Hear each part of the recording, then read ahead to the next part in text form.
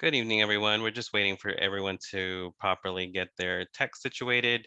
I know we promised last meeting that we were also going to fiddle around with the view options because we've had that problem in the past. Now to confirm that, let's see. Attendee view. Okay, I see what this is. Okay, so promoting some panelist members.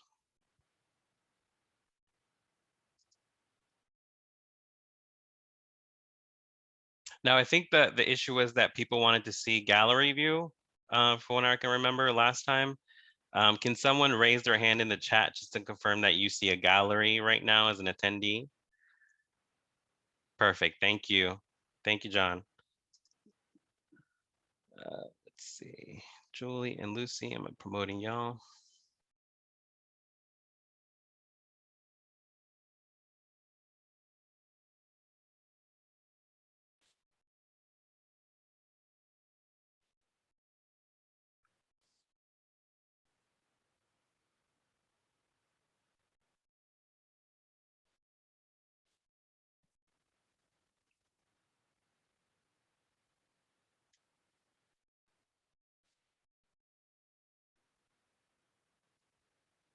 Okay, we have our interpreters on.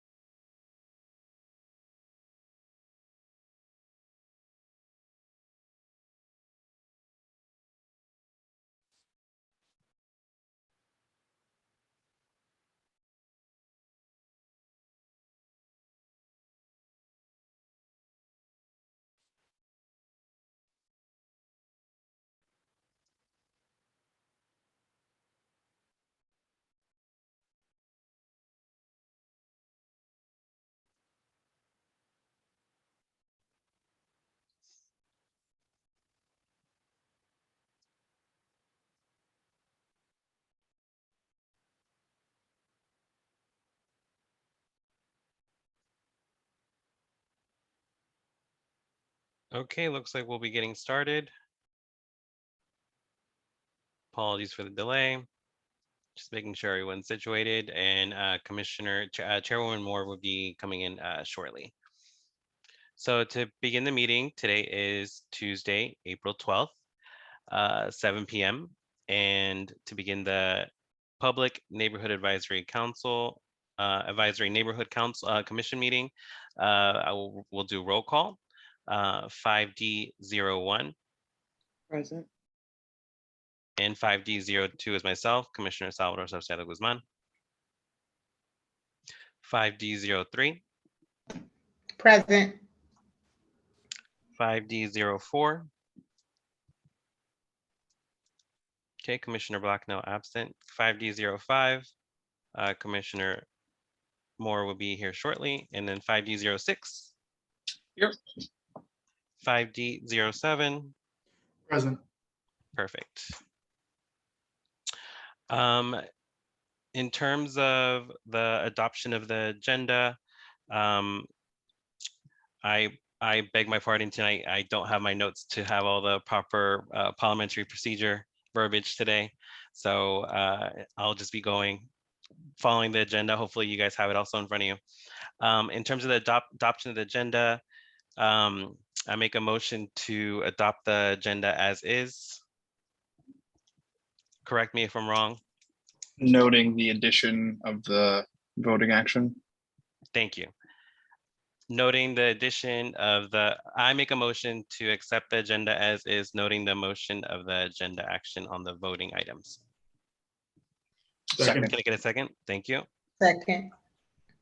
I'll say aye. Aye. Favor? Aye. I'll say opposed. Abstain. Okay, the ayes have it. Proceeding. Adoption of the minutes. We do not have a link to the minutes from last month on this agenda. We'll attach it to next month, so we'll move that to next month's meeting on May 10th. Moving on, going to the treasurer's report. Commissioner Cobb, do you have a monthly report for us? I sure do. For the month of March, we had an opening balance of $56,487.32. We had no expenses, so that is our closing balance. I also have the financial report for quarter 2 of fiscal year 2022. That's January through March. This is something that we have to vote on to approve. We started with an opening balance of $57,119.95. We had expenses of $632.63, mostly on public outreach and office expenses, for an end balance of $56,487.32. I move to approve the QFR as it is. Can I get a second? Second. All right, all in favor? Aye. Aye.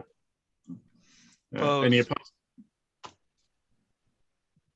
Great. Abstain. None. Ayes have it. Are there any questions from the public in terms of some of the information that we shared on our finances? I know sometimes it's kind of gray for people, so if there's any questions, feel free to take 5 minutes to ask any questions that the public may have, since we're on time for the agenda so far. If there's no questions, we'll move forward.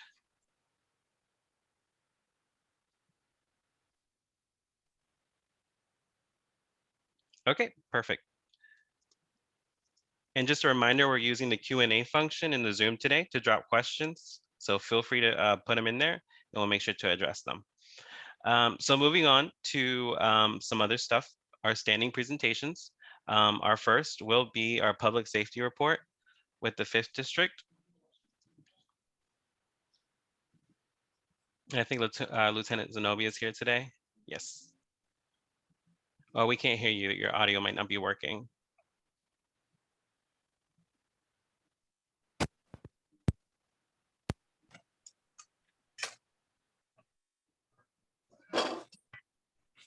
Okay, is that better? Yes, Lieutenant, perfect. All right, let me just cut the volume up then. All right, I'm sorry. Okay, great. So I'm Lieutenant Hakeer from the 5th District. Last time that we met, I know I left my email address. I will leave it again. Some people did reach out to me. I hope I was able to get back to everybody. If you have any questions or I didn't get back to you, my apologies. Please email me again. And you can CC my captain, Captain Merrill. We work 2 different shifts. He works daytime, I work evenings. So that way we can try to make sure that somebody addresses whatever concerns you may have. As you all know, we've had numerous overdoses in the 5th District over the past several days. And because of that, MPD has been working with other DC government agencies to not only try to figure out the source of whatever this drug is that is hurting and killing people, but also to just make citizens and people in the community aware that if you see somebody overdosing, or even if you're doing drugs with them, just call us if that person is sick, that we don't place people under arrest. It's no longer a crime to have drug paraphernalia. It's a crime to have drugs, but not drug paraphernalia. We have been instructing the officers that if you go to an overdose, we do need to take the drugs from the scene, because we are, of course, trying to identify the source of the drugs. But other than that, there's no additional police action taken, with the exception of, just first aid and trying to get the people whatever assistance or help that we can get them. As it relates to crime in the 5th District, I don't know if you all know, we had a shooting yesterday by McKinley Tech. And right now, we don't have a lot of information. We know that initially on the scene, there was one adult male who had been shot. Witnesses said that they had observed that adult male with a handgun himself. We do not know where he placed the handgun because he didn't have it on him at the time that we encountered him. But he survived. The officers rendered first aid and he survived. And 2 additional adult victims went to the hospital on their own and stated that they were in that area and they had been shot as well. So the situation is still unfolding, but from what we understand from residents in that area, where the shooting occurred is a place like in an alley where people tend to kind of hang out, sometimes, shoot illegal craps. So that was a situation where, it was behind some people's residences and it didn't happen, just like out on the street. But our CID is investigating it and hopefully we can get down to the bottom of that. Now, as it relates to crime trends, I will say for this month, which when I say this month, I mean for the last 30 days. So from like March 13th of last month to yesterday, April 11th, crime in the 5th district is overall down with the exception of 1 category. So we haven't had any homicides. Our assault with dangerous weapons or deadly weapons, we had 18 of them back in February, but in the month of March, we've only 8. So it went down 56%. Robberies, we had 1 additional robbery for this last 30 days. So robberies went up 17%. We had a total of 7 robberies. Besides that, all the other categories are down overall.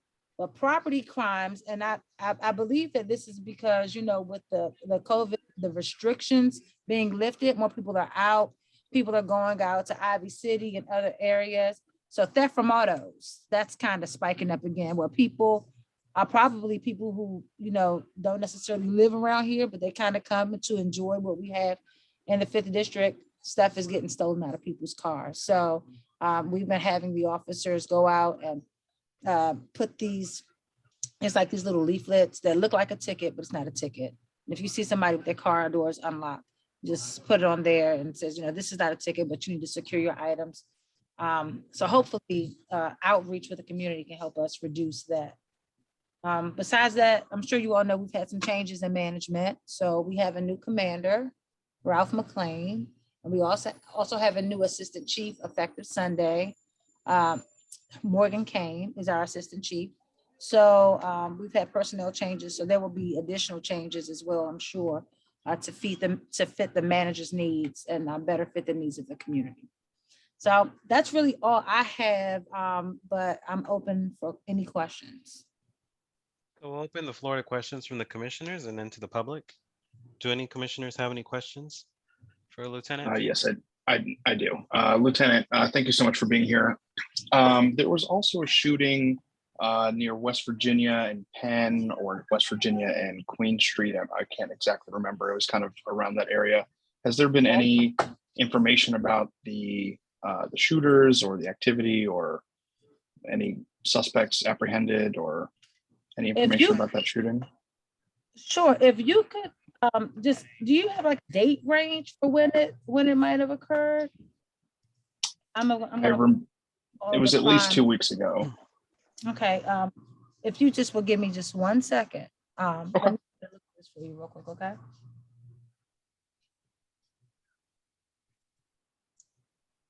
You said it was Queen and West Virginia? Yes, I believe so. All right. Zach, I think I know what you're talking about. I actually think it was Penn in West Virginia because I thought just it might be blocked off. Penn. Yeah, it might be Penn. Yeah, I think you're right. Okay. 8th Street, Penn Street. No, that's a theft. I have this like It's a spreadsheet. Of course, it's every single crime. So there's a lot Yeah. here, but I want to get the information for you real quick. So give me just a second. And you said just a couple of weeks ago? Yeah. I also don't want to take too much of your time. We can follow up offline about that particular instance. And that's if you okay. don't mind, when you guys go to something else, I can try to get the answers real quick and then just kind of step back into Sure. if you would like me to. Absolutely. And then also I had a discussion with residents and Councilmember McDuffie's office, as well as the commander and Captain Merrill, about securing a camera for the corner of Oates and Neil and Orange Street. Have we heard any updates on getting that camera situated on one of the corners there? So I was not privy to that particular conversation, but I will say that I know we get lots of like camera requests from citizens for the standalone cameras. Mhm. Only thing that I know for certain is that they are very expensive. So that's something that it's my understanding that it needs to be budgeted. There's not a whole lot of them that the department has. So I do think 5D, we have one. Mhm. I'm not sure if our new commander has plans to move it. I know it's definitely driven by the crime in any particular neighborhood. So I will have to ask Captain Merrill, send him an email in reference to that to find out what the outcome was, because honestly, I don't know. But I wrote it down though. Can you, who asked me that question so I can make sure I include the right people in the email? That's Commissioner Hoffman. Commissioner Hoffman, okay. Yeah, thank you. Lieutenant, I just have two quick questions for you. Sure. Not to use much of your time. Can you Right. share if deployment has changed since the events of this weekend here in Mount Olivet? So I will say that we kind of got lucky this week in that this week is a holiday week. And when it's a holiday week, DC government MPD only lets people work an 8-hour shift versus a 10-hour shift. So that means we have a lot more officers on the street. Like today, there's more than 40 officers on the street, almost 50 officers on the street, which any other time it could be far less than that, because that's just kind of the way it is. But like I said, we just got lucky. I mean, next week it'll be back to regular manpower. So we haven't gotten any additional officers, no additional officers assigned to the 6th district, the 5th district. I'm sorry, somebody was knocking on my door. And following up with that, since pretty much in this area, at least, I'm in 5DO2 right off of Mount Olivet. As the weather gets warmer, we expect things like this to sadly happen. So do you know if there's any deployment changes preparing for the summer, or if your district is actually preparing for the summer in some sort of way? Yeah, so every year we have the Summer Crime Initiative, which is when we definitely deploy additional officers to hotspots. I think a few months ago in this meeting, we kind of talked about the fact that we definitely didn't have any new hires in our academy for the last fiscal year. Those people who did get hired, they got hired about 6 months ago. So they should be ready to hit the streets very soon, like maybe in the next couple of weeks. Hopefully we can get a sizable amount of those recruits.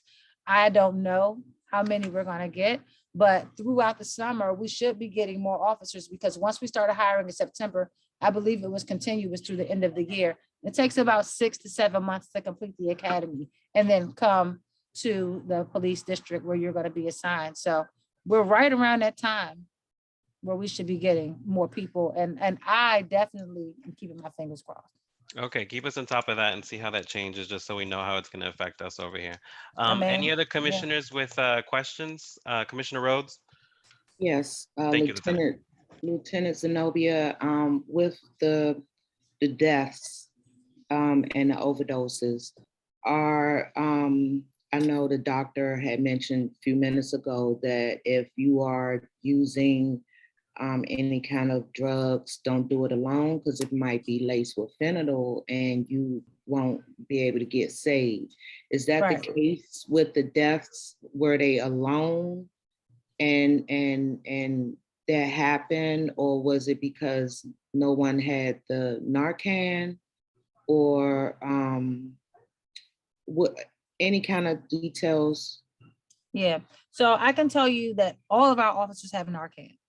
Even Okay. roll call, I checked with all the officers to make sure they all have Narcan. So when our officers get there, if they get there and the person is still alive, they are going to use life-saving efforts to try to assist.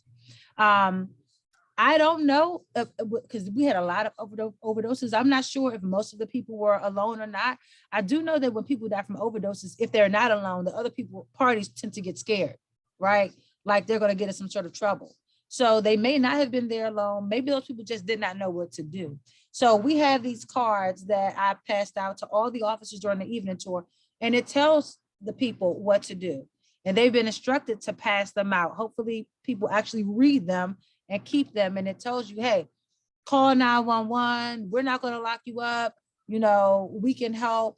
So we're hoping that's impactful and it makes a difference. And is that the case? That are we sure that no one is going to get locked up because they saved their friend or partner if they see them having an overdose? Yeah, I mean, because we're sure that they're not going to, I mean, every arrest that comes through the police station, the lieutenants have to approve it.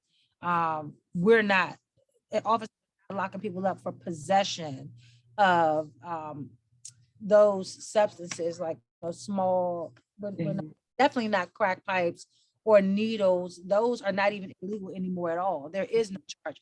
When I first came to the department, it used to be possession of drug paraphernalia, and that was actually a crime. A crack pipe, just to have needles, but that's no longer the case. And so because of do we have any more details of where they're getting the lethal drugs from? I wish we did. I know this happened in the first district about maybe a month or six ago by the Navy Yard, and we were able to ultimately effect an arrest. So that is one of the reasons why we do have to take the drugs. So if somebody calls and somebody's having an overdose, we have to take the drugs for evidence, not for evidence because they're a suspect, but for evidence against whoever it is that's out here peddling this deadly, whatever this deadly substance is. So like I said, we are hoping somebody eventually is going to probably let us know, you know, where they got it from. And that's what we're hoping, you know, will happen. But we are working to bring it to a close. Like I said, we already did it in 1D, so I'm sure it's possible. We're working hard on that one. And the folks that were able to get revived from the Narcan, are they okay now? Or because I heard today that there were 10 deaths. Yeah. Are the ones that were revived, are they okay? Yeah. If there was the additional deaths were new, like as of yesterday and today, possibly. So yesterday we did have one overdose suspicious death. This person was alone, and one of their family members called and said they hadn't heard from their sibling in a couple of days. We believe it was an overdose, that the death was suspicious. And then we had another overdose yesterday that did not result in a death. It looks like the person they were breathing, but they were kind of like unconscious, not really cognizant of their surroundings. And he actually said, I've been doing drugs and I must have fallen and hurt myself. So I'm sure the Department of Mental Health and other DC government agencies, once we get medical attention, they're definitely working with them to try, because of course, a lot of people don't want to tell us who they're getting their drugs from, right? But they might tell other DC government agencies and representatives. So I know it's a collaborative effort. And today in the 5th district, we had it's no longer Narcotics and Special Investigations Division. They change it to the violent crime reduction unit. I know that they were definitely out today and the Trinidad Ivy City areas doing like kind of undercover drug work. I know they got a gun off the street today. Actually, it was on pursuant to a search warrant, but from the Trinidad area, and a lot of drugs. It's not the same narcotic that people have been using, but they were out there today for sure. And you guys might have actually seen them if you were out in the Trinidad area. Good to know. Good to know. Thank you for sharing that, Lieutenant. I'll pass on to the public's questions just due to time. Skip Keats, what is the status of the case related to the woman who was murdered at 18th Street and Benning Road Northeast?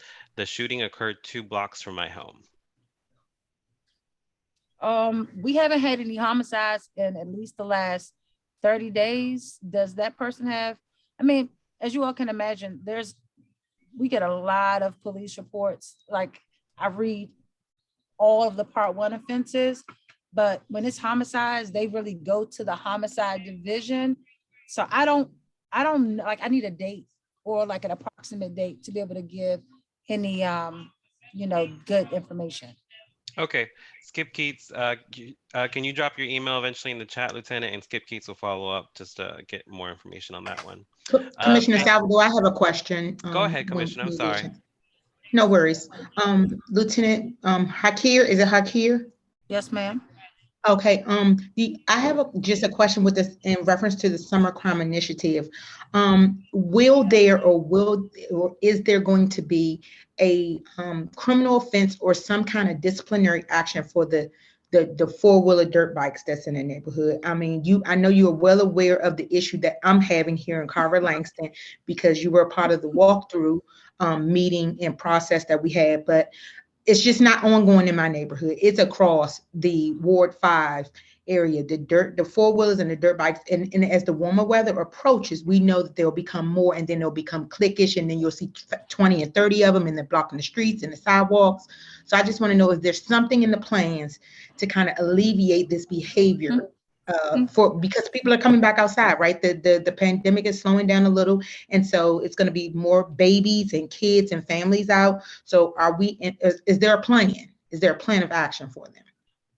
Oh my goodness, ma'am, let me tell you, I think I told you all before, I live in the Ward 5 too. Okay, I'm your neighbor.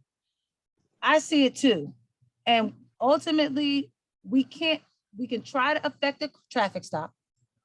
But if they refuse to stop, we cannot chase them because it creates too much of a dangerous situation. They know we can't chase them. So there's really nothing we can do. At the end of the day, we had in the 4th district, we had officers chasing a young man on like some sort of scooter. He died. They have been indicted. They were never supposed to be chasing because that is against our policy fully. And so officers know that the juice is not worth the squeeze. And even though they kind of drive officers crazy too, they know they cannot pursue them at all. The minute you cut your lights on, if they speed up, I mean, we just gotta let them go. And I know it's so annoying and it's loud and it's dangerous, but the idea is that it's even more dangerous for us to pursue because they're going to do anything to try to get away, causing possibly car accidents, hitting pedestrians out of fear. So it's a bad situation. Thank you. So I just know we need to get ready. Yeah, I'm just being honest. I mean, I understand. It's 60, it's 70, it's just about every police district. They ride around the city and they know that they're pretty much untouchable. Can I ask you? I was about to say, but officers, when they get off their four-wheelers, officers can't go and confiscate them. Like let's say if you see somebody, they get off of it and they go into a store. If an officer sees that, if they can determine that it's not registered and they've been riding on public space, they can take it. But hey, if it's 40 or 50 of them and it's only a couple officers, the juice might not be worth the squeeze. You know what I mean? May I ask a quick question? Yes, ma'am. Sir. This is Calvin Woodland from the Department of Behavioral Health. And this, if they were seen committing a crime and jumped on a bike and got away, could they be pursued in that instant? Only if the crime that they committed is a crime that we could use deadly force for, because a pursuit is akin to deadly force. So if they killed somebody, somebody and got on a four-wheeler, we could chase them because we can chase for that. But we can't chase for an assault, probably not even for, I mean, you know, it's very, if we can't justify using deadly force, we can pursue them.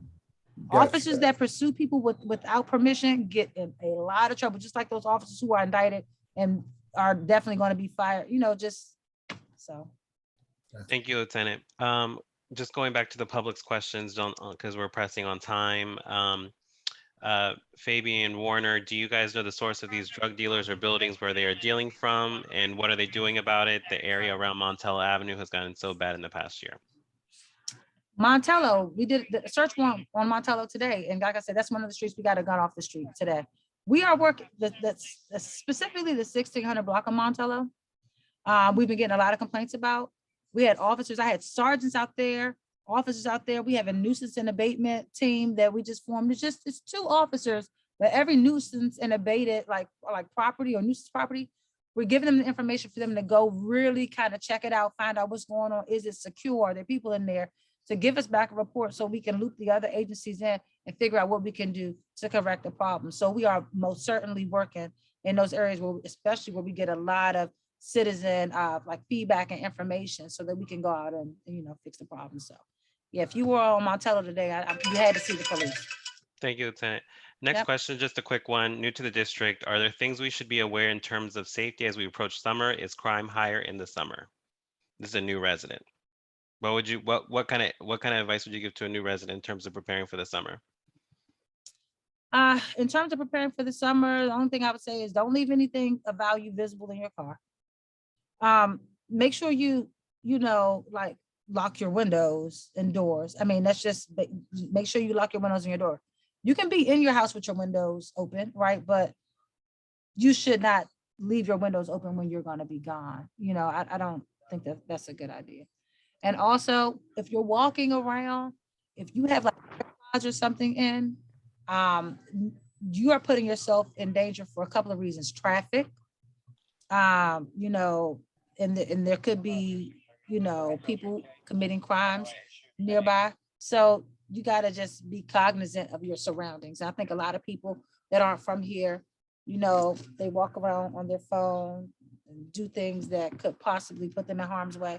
But if you're really paying attention and locking your things up, I think that that's a great place to start. And if you have any additional questions, you know, you can feel free to reach out. Thank you, Lieutenant. It looks like we just have just one concern with Mr. Kevin Horgan. Desiree Williams, by the way, they just stated there is a program for neighbors to be trained in administering life-saving attempts as neighbors for overdose. Can we add the link if so? Yes, Desiree Williams, please add the link in the chat so people can see that. Thank you for sharing.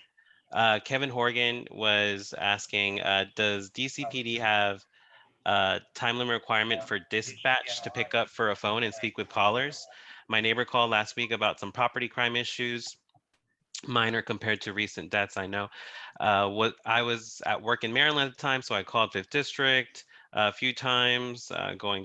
Sorry, I'm just trying to get to the meat and bones of this. What are dispatch requirements for queue time? What is the process neighbors should follow if they need to call DC Emergency Services, but aren't currently standing within the district boundaries? Also, despite calling in and offering security camera footage, no one has called me back. So I guess, what do you do when you kind of hit these situations, Lieutenant? Okay, so as it relates to the Office of Unified Communications, I'm sure that there is some protocol as it relates to them answering the phone in a timely manner. I don't know if the person was calling 911, but I mean, I think 911 always answers the phone. I'm praying that if anybody calls 911, they get a dispatcher. Was the person dialing 911 or not some sort of non-emergency number? It doesn't say, but yeah. So a lot of people might call or might say to us, hey, I didn't want to call 911 because it wasn't that much of an emergency. The only way for us to come out is for you to call 911. Once you call 911, OUC prioritizes the calls in a way in which if it's a offense in progress, we will go there first. But if it's your car got broken into, last night and you came this morning and your window's broken, we will get there as soon as the next available officer is available to respond. So make sure you just tell all your constituents, call 911. I don't know, like there's some, there was 311. The only way to get us really is 911. That's the best way.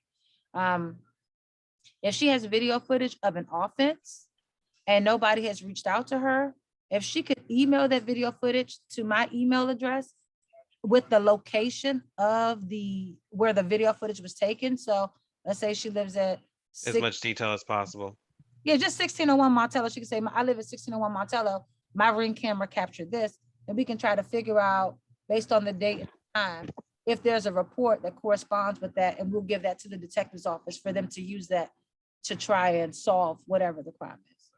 Thank you, Lieutenant. And thank you for being very honest and transparent with us at our meeting today. If you could just drop your email in the chat, we'd really appreciate it. Oh, I did. Can you guys send it? Let me see it. It says me to host and panelists. No, I think I need to. Oh, you already did that. Yes, you did. Yes, see ma'am. what I did wrong. I have to send it to everyone. Perfect. So just moving on with the agenda, I'm sorry, we kind of went over a bit there. We had a lot of questions from the recent events we've been having in the neighborhoods. Is there a representative from the council member's office for Ward 5? Yes, me. Hi, I'm Doni. Hi, Ms. Crawford, go ahead. Hi, everyone. I just have a few updates. So the council has been working on the FY23 budget, and last Friday was the very last time for the public to testify on the budget. So now the budget is fully in the council's hands.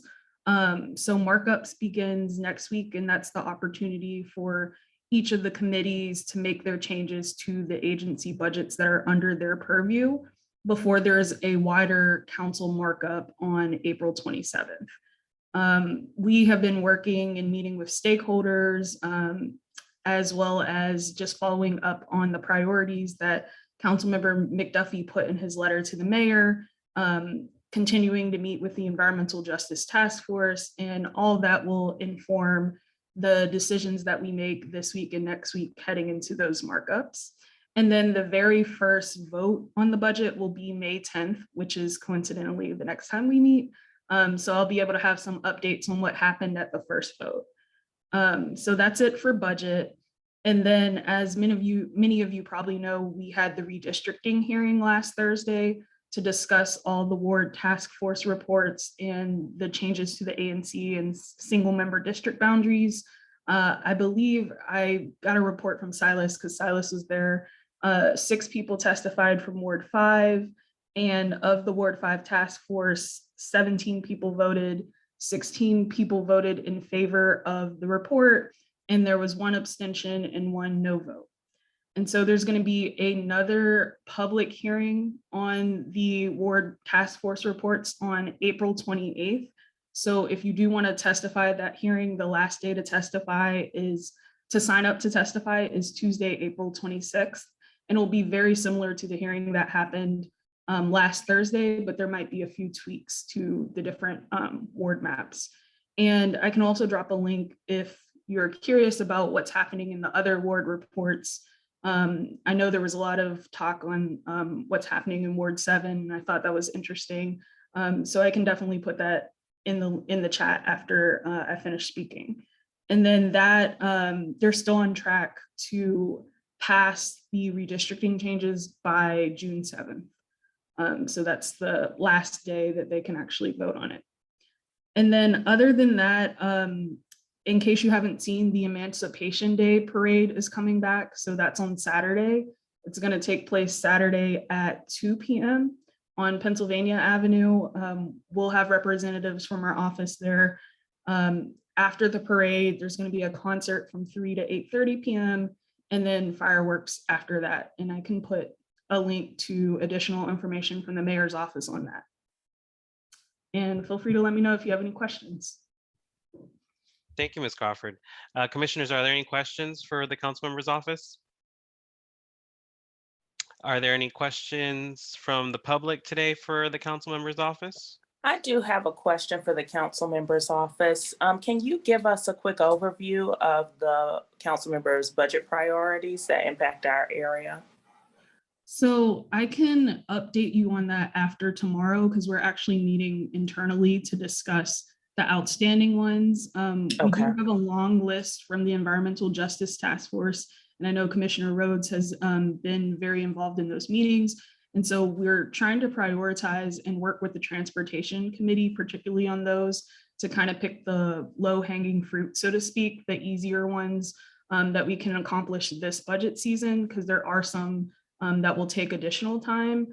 And I would also say the mayor put a lot of investments in home ownership. So making sure that we retain some of those. There's a strike force for Black home ownership here in DC, and that actually falls under our committee in DMPED. So that's something that we're excited about. But I don't want to speak too soon on the priorities and what we hope to accomplish, because we do have a meeting coming up tomorrow. Okay, all right. Well, as soon as that letter is available, if you could share that with us, we'd like to share it with the residents. Sure, definitely. Okay, I don't see any questions from the public. Are there any other commissioners with questions? Okay, thank you, Ms. Crawford, for your time. We appreciate you at today's meeting. Thank you all. So moving forward with the agenda, now we have the Executive Office of the Mayor. I believe we have Mr. Christopher Ingram here attending today.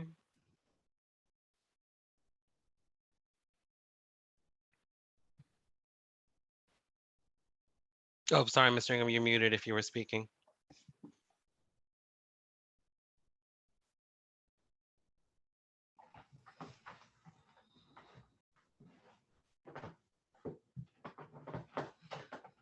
No, we still can't hear you, Mr. Ingram.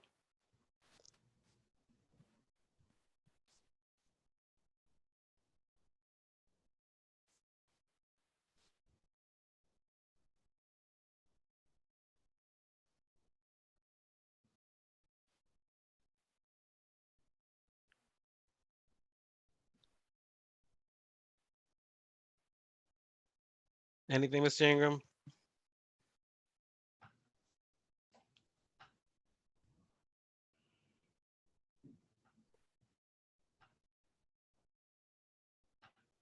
Looks like there's some technical difficulties.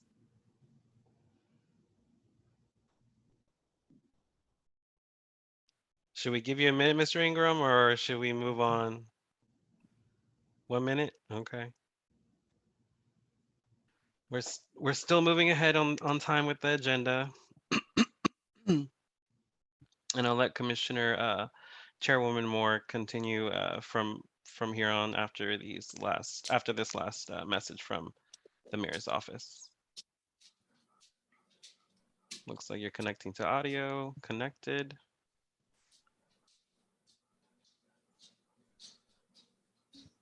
No, that's it happens sometimes with Zoom. It's one of the negatives sometimes of having this kind of technology.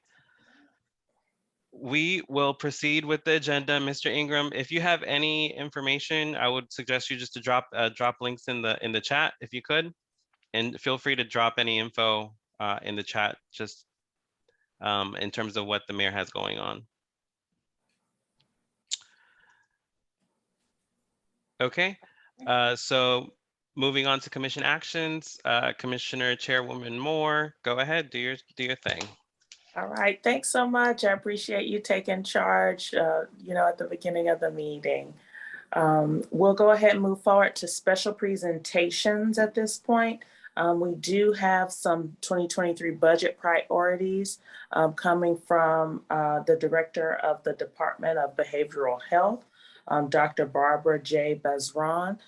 So if you could please share with us what those updates are, and we'll move to questions from the commissioners, followed by questions from the community after your presentation. Thank you so much for having me. First of all, before I start, I really want to express my absolutely sincere condolences to the families and significant others and residents of the 10 lives that were lost due to the opioid overdose issue that happened between Saturday and last evening. One life lost is one life too many. And so if there are individuals who need support, please don't hesitate to contact the Department of Behavioral Health. I do have a slide at the end that has our mental health hotline number, which is 1-888-7-WE-HELP, so that you can get support for any trauma, grief, and loss that have been experienced. So tonight, what I'd like to do is I will be presenting the Mayor Bowser's FY 2023 Fair Shot budget on behalf of our mayor. I do have some slides that I hope will, they are now up, and I will try to move through quickly. I have a lot of information to share.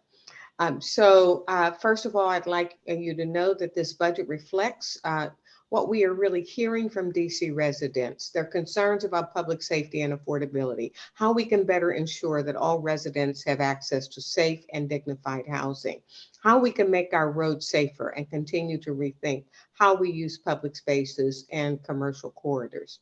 As many of you know, most recently, Mayor Bowser broke ground on a new hospital, Cedar Hill Regional Medical Center, on the St. Elizabeth's campus, and opened a new 801 East Men's Shelter to support men experiencing homelessness, and launched a pilot to give new expected moms in wards 5, 7, and 8 direct cash assistance of $900 a month.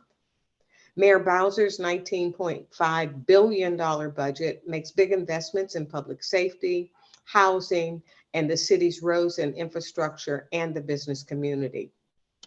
In addition, the FY23 budget contains major investments to support our young people through our schools and facilities in early learning and out of school time activity. The next two slides provide an overview of the FY23 budget.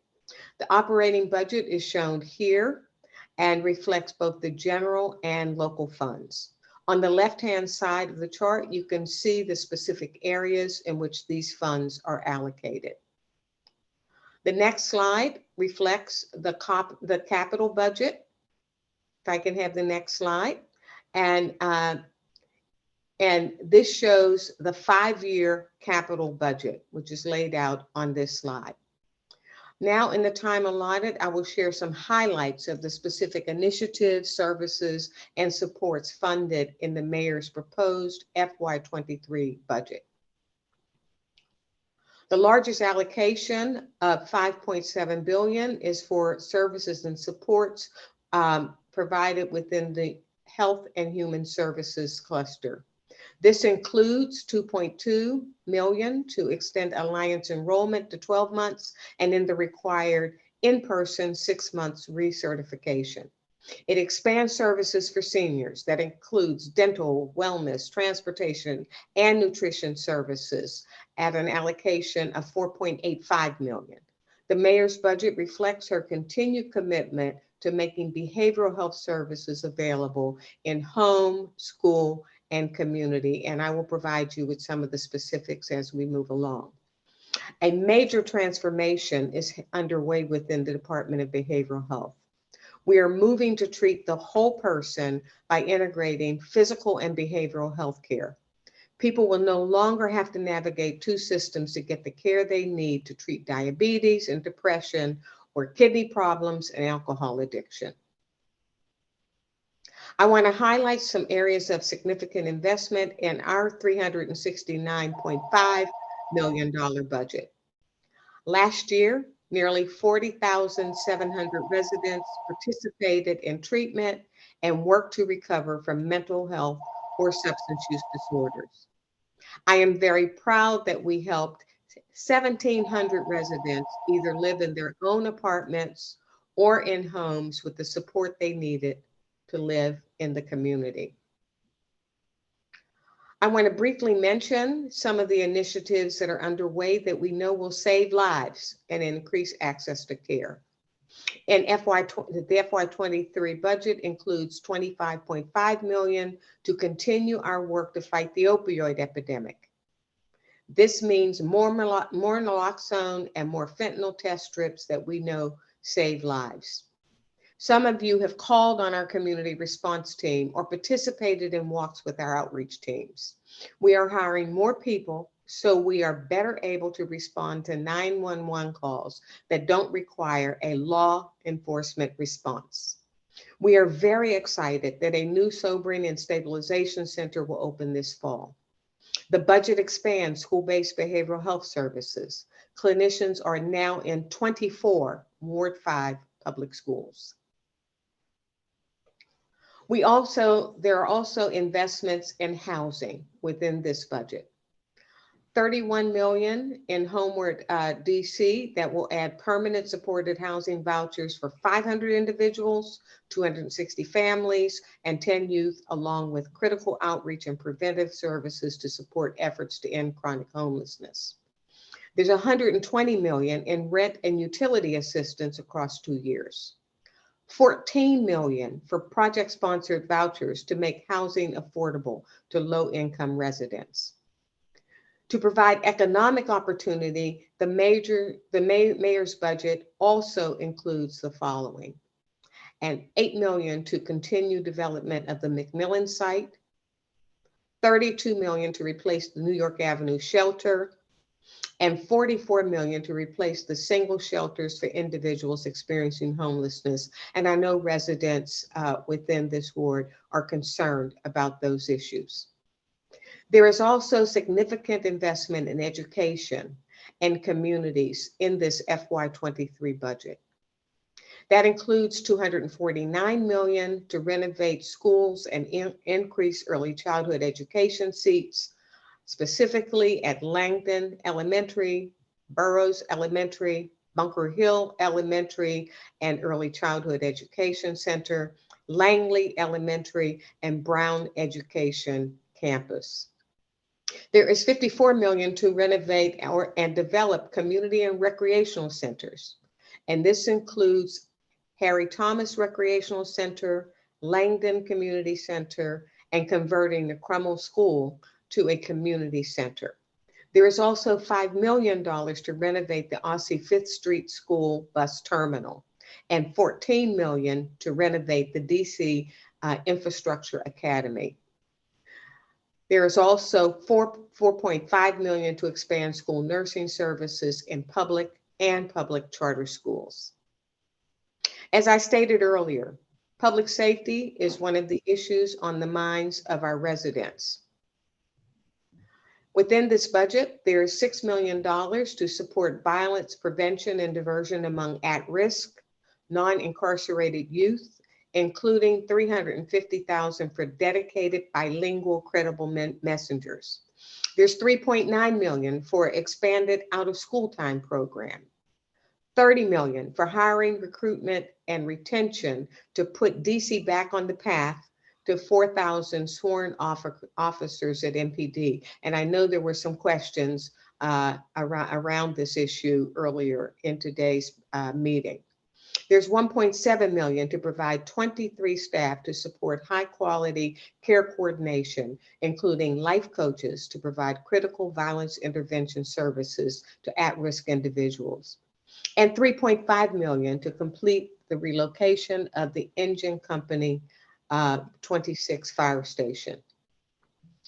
Transportation and the environment are also addressed within this budget. There's $10 million a year for quick build traffic calming measures and to begin replacing temporary measures with permanent ones.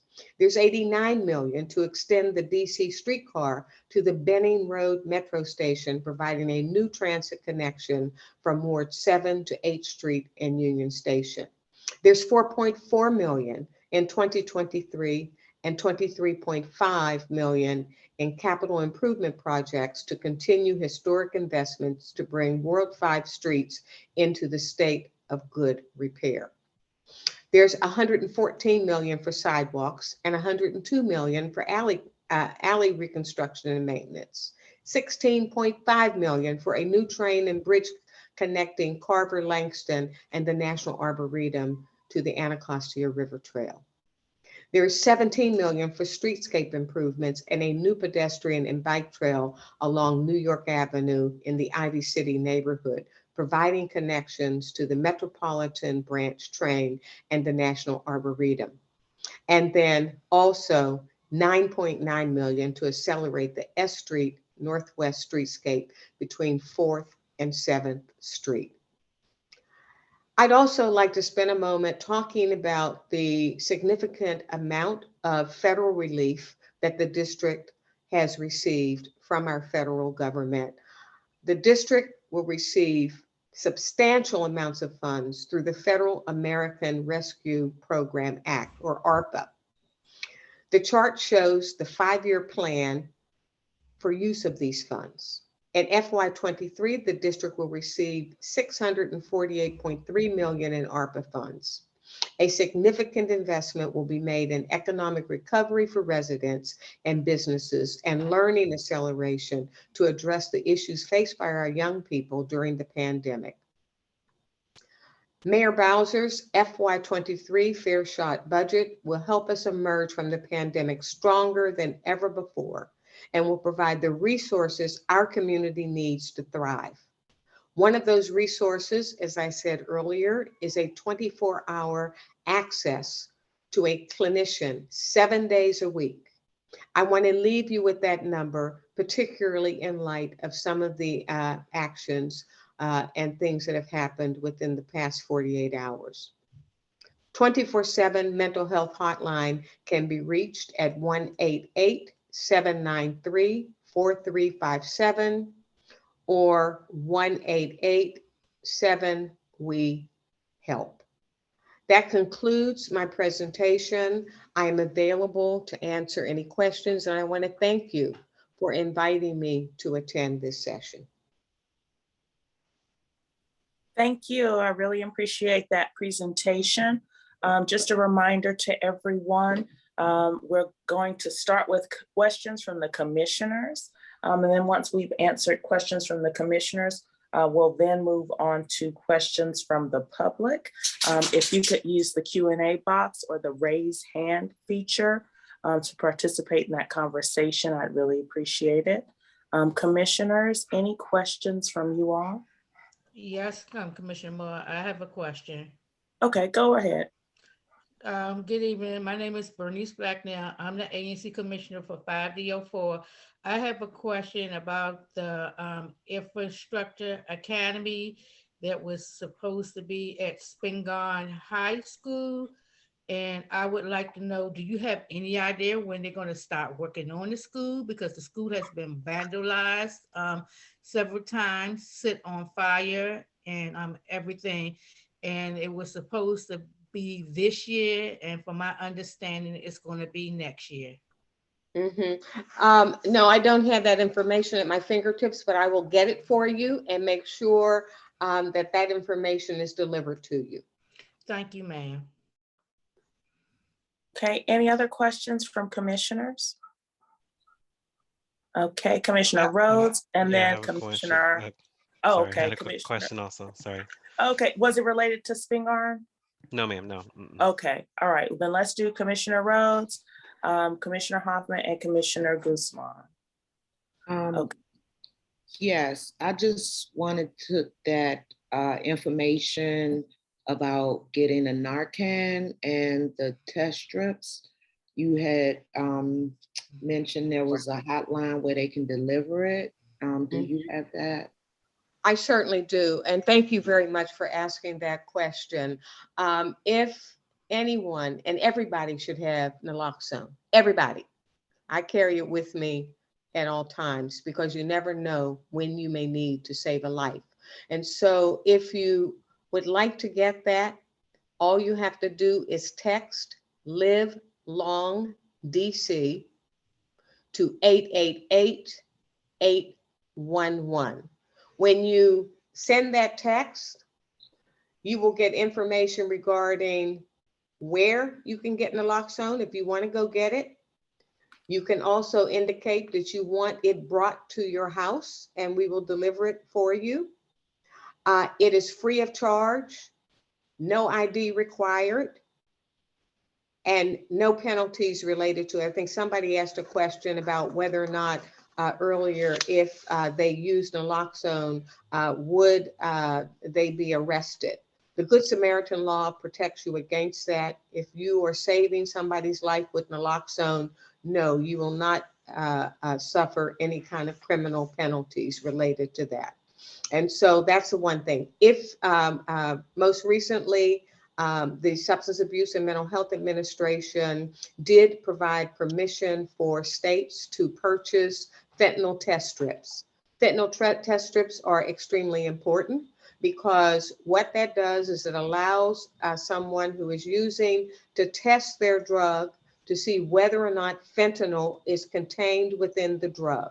As most of you know, fentanyl is deadly and it kills people and it causes overdoses. And it's very easy to use. The strips, you can also get those by certainly texting that same number. Text Live Long DC to 888-811, and we'll make sure that you get it. Can we get bulk, and can we contact, use this number to do a training in the community? Yes, certainly training. Yeah, training certainly is available, and we can certainly follow up and make sure that you have that resource. Thanks. Okay, Commissioner Hoffman, I believe you were next. Yeah, I just have one specific question about the budget, and I am fully aware that you may not have this information in front of you, but does the mayor's budget contain any money for an enforcement mechanism for the past bill, the cashless retailer prohibition act of 2020? I have not been able to get a solid answer from council members or the mayor on that specific question, that piece of legislation that was passed in 2020. You're right. I don't have that specific information, but here again, the questions that you have that or in instances where I don't have it, we will get that information and make sure that it is forwarded to you. Thank you and so so much. that's the Cashless Retailer Prohibition Act of 2020. And your question is whether it's funded. Yes. Okay. Thank you so much. Certainly. Okay, Commissioner Salcedo Guzman. Thanks, Commish. Director, again, thank you for coming out today, especially in the light of a lot of the issues that we were facing, particularly here in 5D. This is Commissioner Salvador, and I have two quick questions. Might not be quick to answer, but they're questions indeed.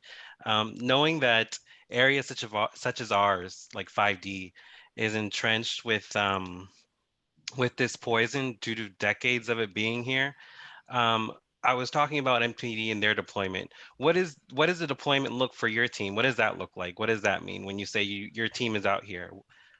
Mm-hmm. We have members of our community response team, and many people may know them. They've seen them in purple shirts moving throughout the community. They're here every day.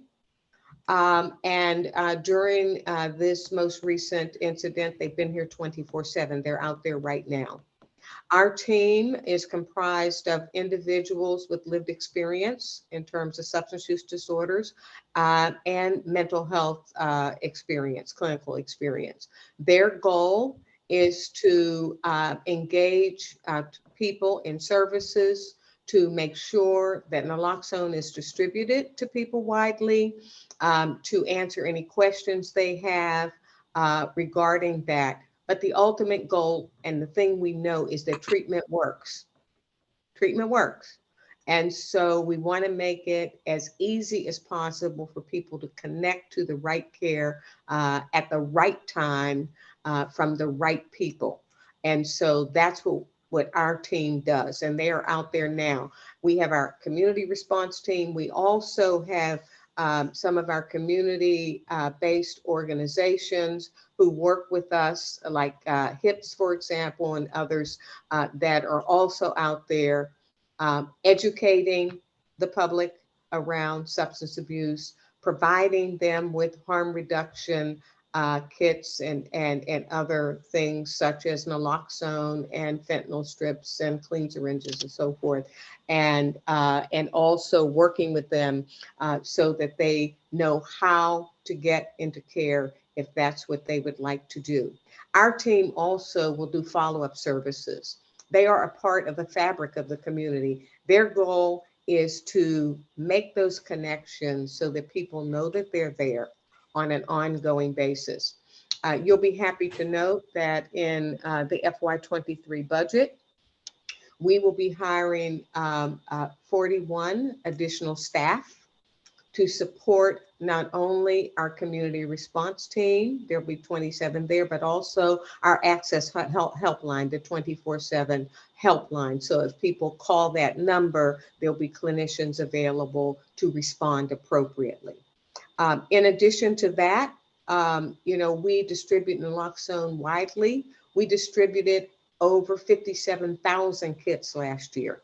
All of our partner agencies have received naloxone, and we plan to even make deliver more. Anybody here wants it, we'll make sure you get it, and we want you to have it and know how to use it. It's very easy to use. You cannot hurt anybody by administering it, but you can save their life. Now, Director, thank you for sharing that. My last question is just when we get comments, and sometimes we see it as commissioners when we're on the ground in these areas, sometimes it feels like we see more tumbleweeds than those purple shirts that you mentioned. Mm-hmm. What do you think are some things that your department can do better at for areas such as ours? Well, in terms of, well, as I said earlier, we're going to be hiring more people. And so here again, I think that will give us a greater presence throughout the city. The other thing that you should note is that we also have a mobile van that moves throughout the district, where people can actually get the services they need right on the van. So that also is moving throughout the city. There are a lot of resources. We want people to use those resources and have knowledge of what's happening. We also, as you know, are having ward level meetings. So we're working with residents within the wards to say, what do you need? How can we best serve you? And then, who needs to be supporting and helping us. This has to be a collaborative activity. We can't do it alone. We need you and need all of the residents to help support these efforts. So first of all, get naloxone, and make sure everybody has the number to our mental health hotline if they need that. Those things are very important. Thank you, Director. Okay, thank you. And just a reminder to the public, if you have questions, you have to use the Q&A rather than the chat. So if you'll put your questions in the Q&A box, we'll read through questions there. If you are on the phone and you're not on Zoom, if you'll dial *9 to use the raise hand feature, we can allow you to speak as a call-in guest as well. Anina Adelphio says, you mentioned the expansion of the H Street streetcar to the Benning Metro Station. If approved, when will that project begin construction? Do you have a timeline for how long it is projected to take? I don't have a timeline for how long it's projected to take, but I can tell you it's in the FY23 budget. And so those funds would be available beginning October 1 and go through FY23. So that is when that money would be available to support those projects. And then the experts who do construction and so forth would then be able to get to work. Okay, great, thank you. And so Desiree Williams, you're next up. I see that you had your hand raised. You can unmute yourself and ask your question. I'll give you just a moment here to find the unmute button.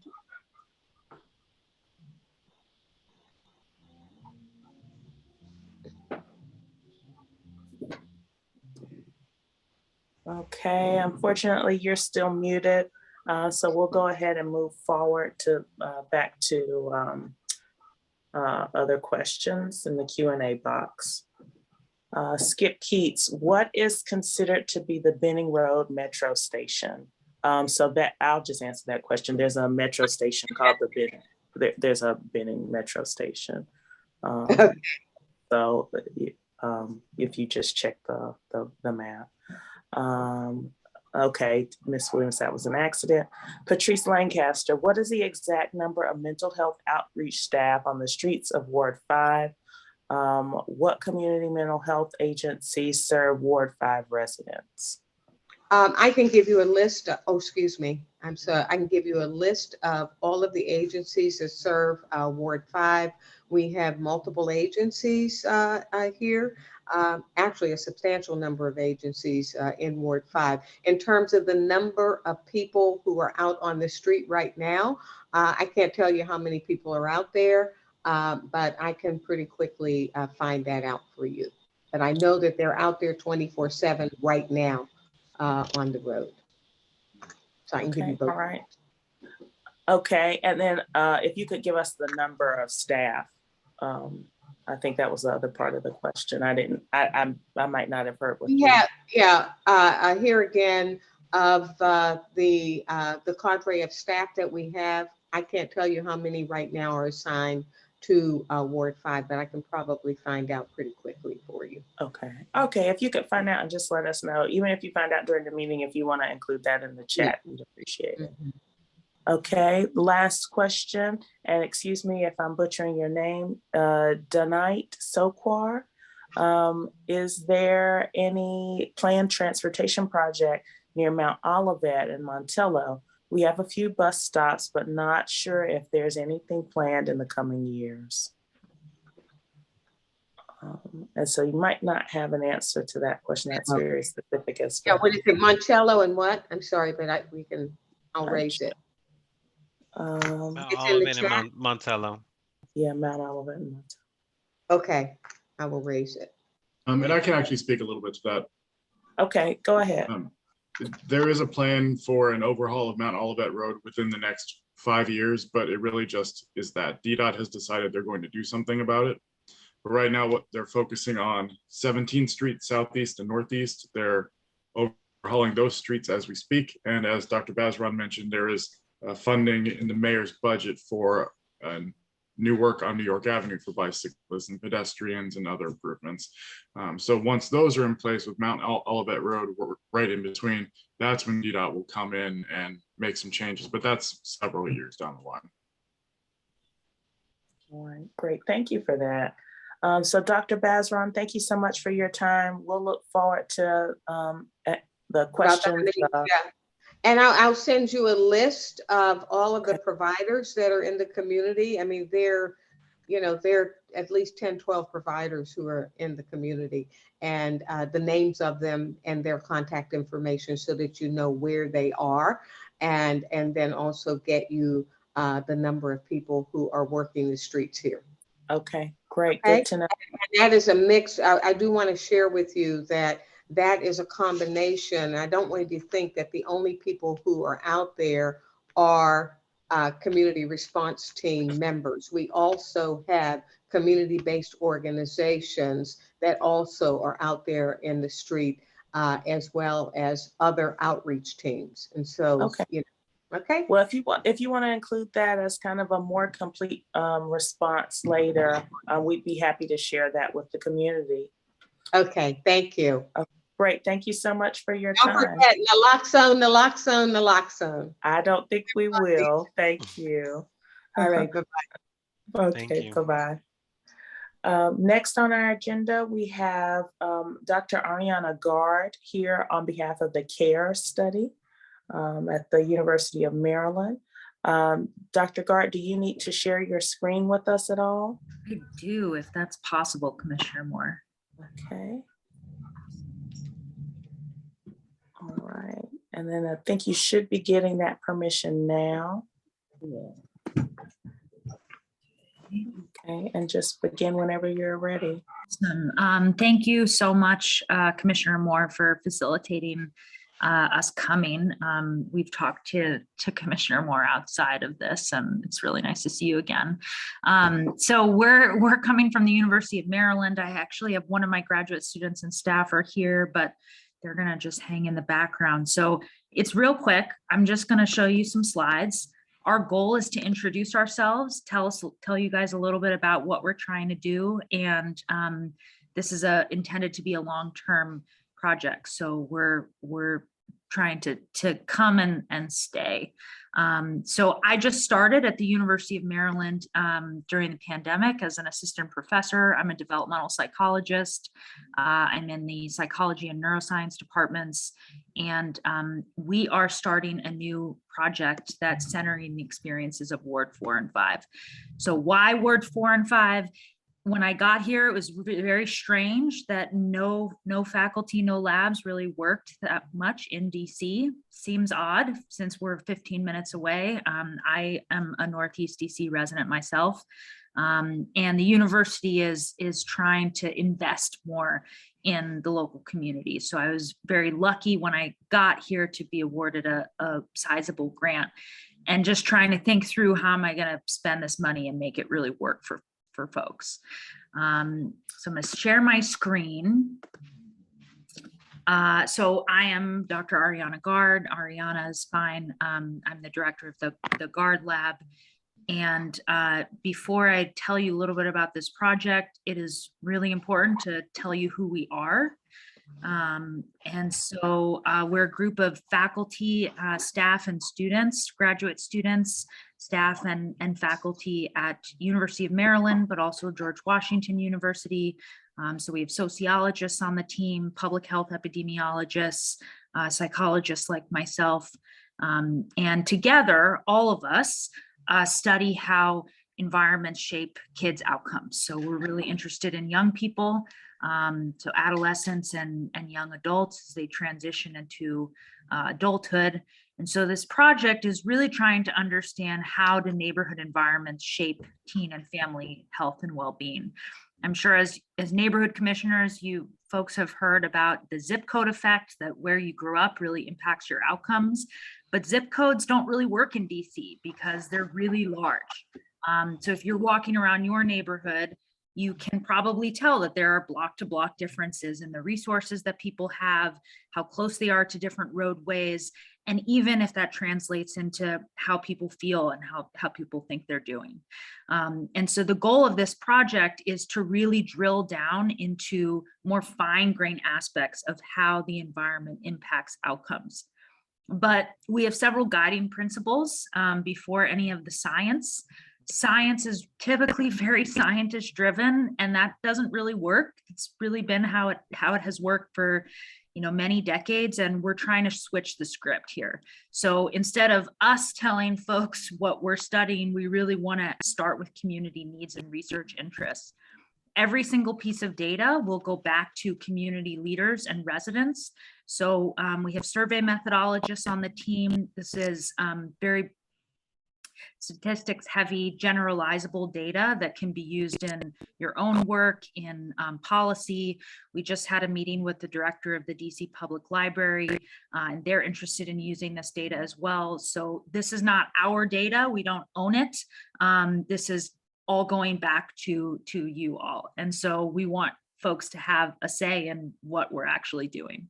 As I mentioned before, we're not trying to come in and out. We're here, stable and long-term presence.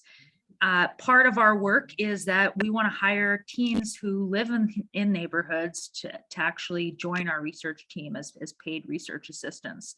So as the project unfolds, it'll really start next fall.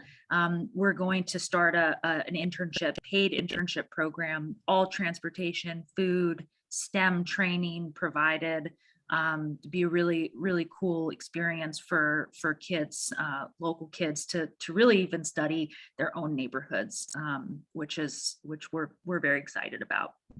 So how are we starting this? Well, that's really the point, is what do we mean by neighborhood environments? What are the things that folks really care about? And in terms of teen health and well-being, how do community members define teen health and well-being? Are folks talking about, for example, suicidality, mental health, engagement, finding friends, building strong relationships?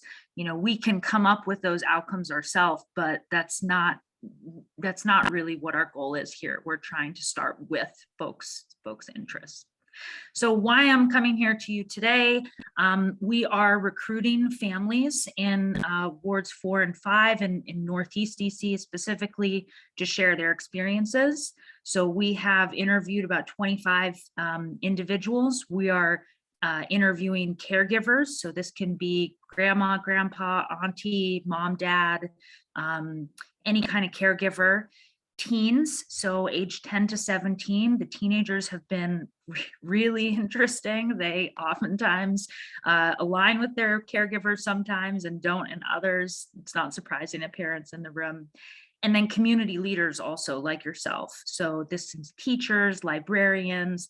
We've talked to some of the MOKers, the mayor's representatives, some ANC reps as well. And we want to compensate people for their time. So you get $40 for participating. It's completely confidential. So no one will ever know that you participated. We will never use your name. We're conducting the interviews in both English and Amharic because there's a large Ethiopian population in DC.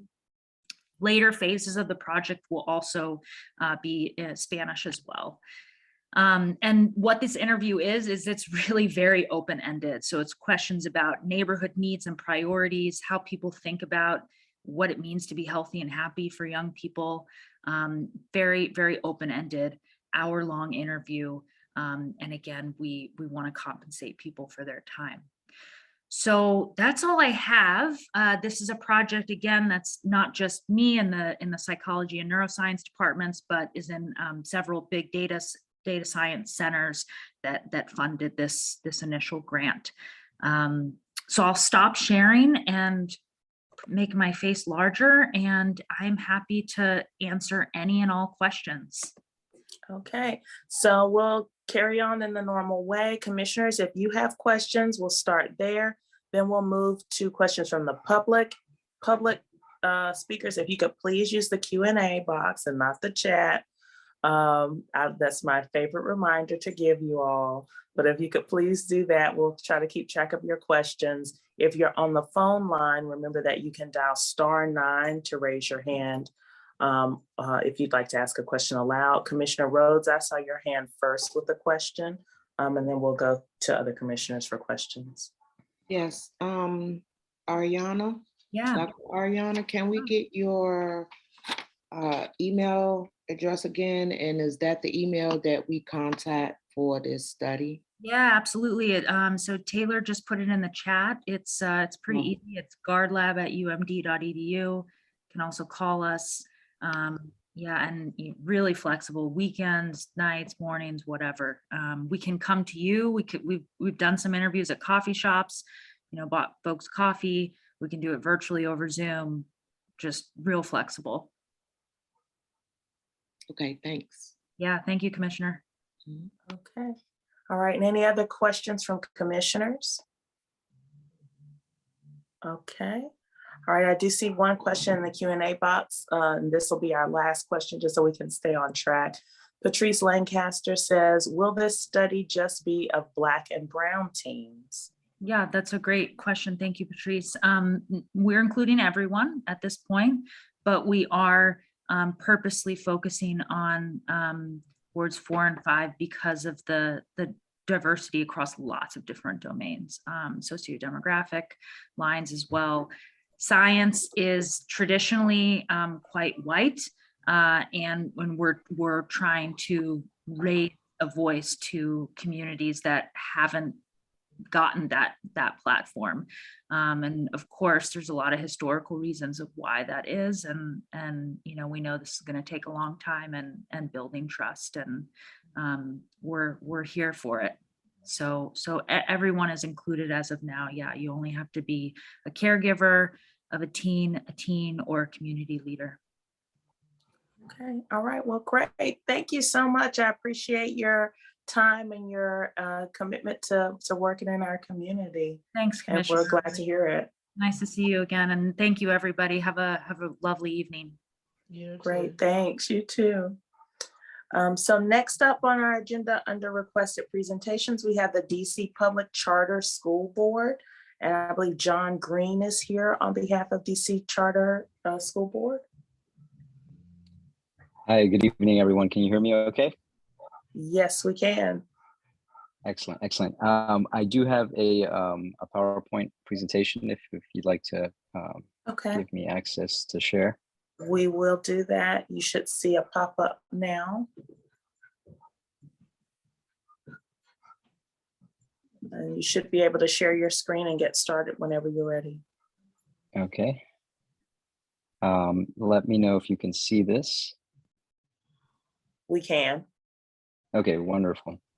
Okay, we'll get started. My name is John Carlos Green, and I was actually a former ANC commissioner. I was a commissioner in ANC 1B, and I represented the U Street corridor. So first off, I want to thank you guys for your public service, because I know how hard the work is, and I definitely understand it. So I come to you this evening in my role as the community engagement manager for the DC Public Charter School Board. And I wanted to, one of our strategic priorities is to have enduring partnerships and to strengthen dialogue between public charter schools and the communities they live in. So this is the presentation. So thank you again for letting us come, and we'll get started. So a little bit about the DC Public Charter School Board. In 1995, Congress passed the DC School Reform Act, which paved the way for public charter schools in DC. The DC Public Charter School Board is the sole authorizer. So what that means is that we're responsible for approving opening schools, and we also provide oversight over public charter schools. We're led by a 7-member volunteer board of DC residents, which are appointed by the mayor. And every public charter school is its own school district, essentially, and they're called local education agencies, LEAs. So you'll see that term a lot.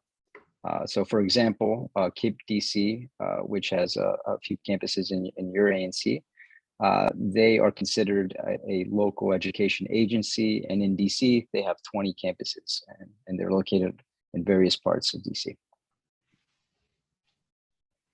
This slide here gives you a perspective of where our board fits into the education continuum. So for school year 2021-2022, we have 68 nonprofit LEAs that operate about 133 campuses, and we educate about 44,890 students in DC.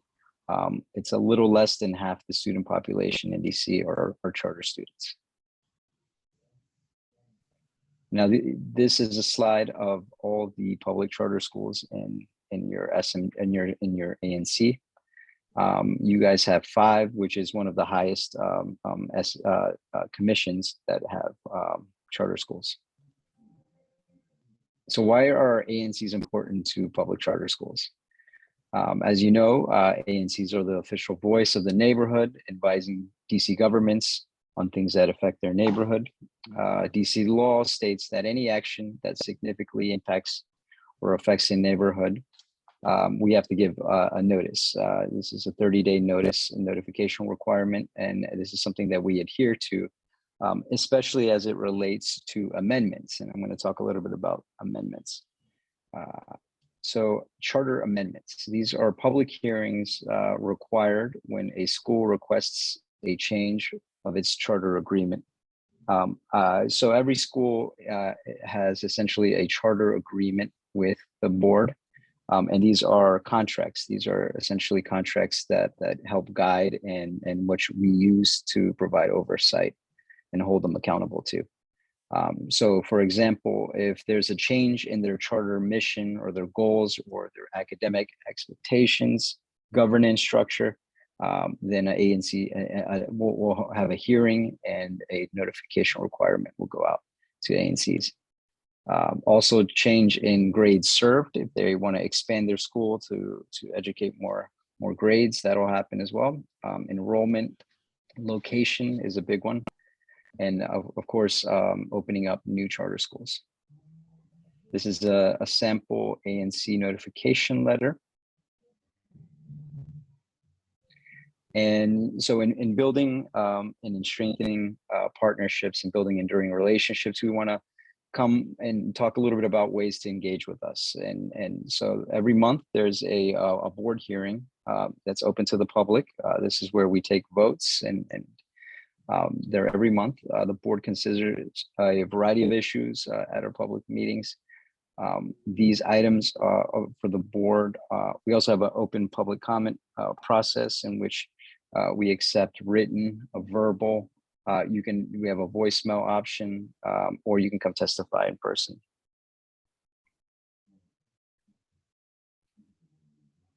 Some issues that have come to us as far as concerns from the community regarding schools or traffic, traffic and parking, trash pickup, the location of a new school, school reopening, and other ways you can engage with your local charter schools are attending PTA or PTO school meetings, attending local charter board meetings, or sharing information with each other.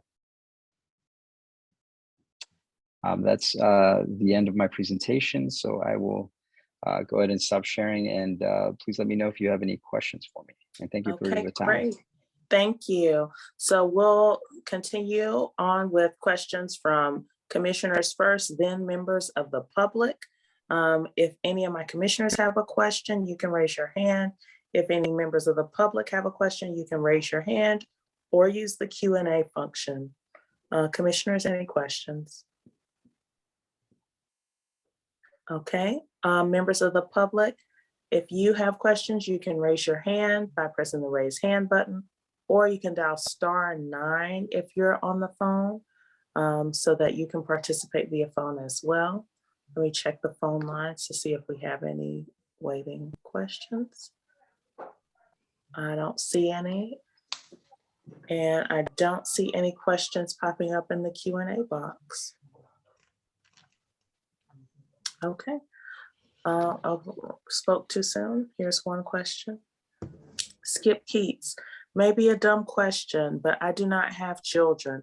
What is the difference between the public schools and the public charter schools? That's a good question.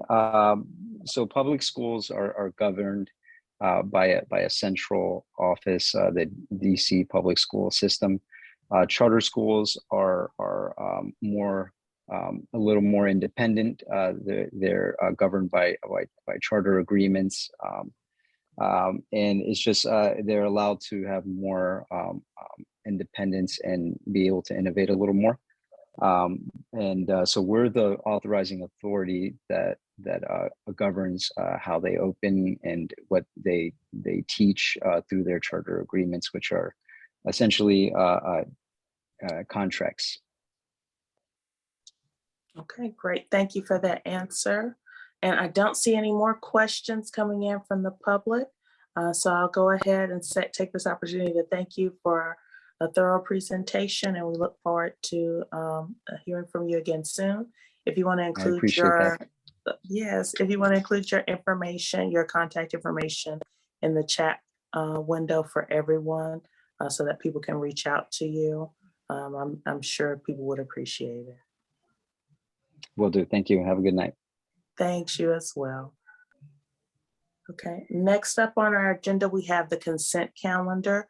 Just as a reminder for everyone, this is just a way for us to handle routine business a bit more quickly. If any one commissioner objects to an item being included on the consent calendar, that then moves it to a voting action where we can have further discussion on that item. Any commissioners want to remove an item from the consent calendar for tonight's meeting? Okay, so I move that we approve the consent calendar as listed on the agenda. Can I get a second? Second. Second. Okay, I heard that from Commissioner Elmore. All in favor of approving the consent calendar as included in the agenda, say aye. Aye. Any opposed? Any abstentions? Okay, the ayes have it, consent calendar approved. Next up, we do have a voting action that was added to the agenda. We sometimes get agenda items like this because, new licenses come in between the time we draft the agenda and the time of the public meeting, and this was such a case. Commissioner Salcedo Guzman, if you want to explain to us the apropos test letter you've included on the agenda for tonight's meeting. Yes, thank you, Commissioner. So the community, including myself, are interested in protesting a new liquor license at 1601 Montello Avenue Northeast. We're looking at a similar situation to what happened, what's happening with Baby Einstein #2 Children's Center. This new liquor license is being requested about 2 or 3 doors down from another children's center right there on Montello Avenue. That block in particular has done very well over the years and kind of cleaning up its image and just being a good little space that we have on Montello Avenue. And we believe that a liquor store is probably not the best due to the proximity of a children's center, due to the peace and order that it potentially would be disrupted due to its presence there. So we'll be protesting the liquor license, and I'll be requesting if the ANC will designate me as someone to move forward with the hearings in this protest. Okay, so any questions or comments from the rest of the commission? Okay, Commissioner Hoffman. You're on mute. Yeah, I had to mute myself. I have several questions actually, because I did speak with some concerned community members, and I listened to their thoughts, and I suppose on the surface understand the concerns. I don't know that this letter has any evidence to support the claim that simply having a licensed alcohol retailer disrupts the, I'm trying to look for the exact language in this letter here.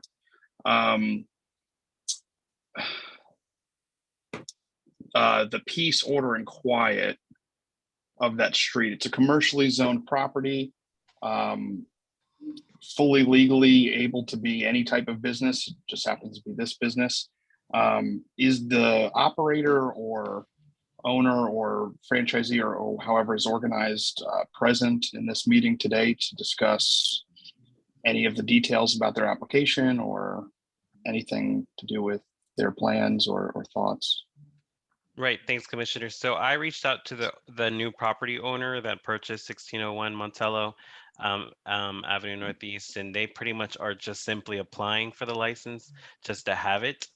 And they said they were interested in bringing some sort of boutique liquor store to that location. After speaking with the owner, it gave me the impression that they are not really fully organized on what they want to plan to do there. So I don't think it's the benefit of the community to kind of just give them a license without at least petitioning it and having them engage the community directly. So I invited them to come to our May 10th ANC public meeting so they can present and speak to the community to get more community engagement. But the parents at the Children's Center are submitting their own protest letter as a group.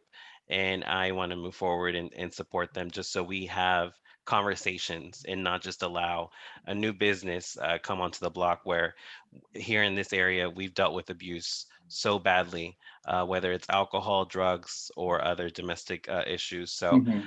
it's just pretty much to start the conversations and use the ABRA pretty much as a way to have them done.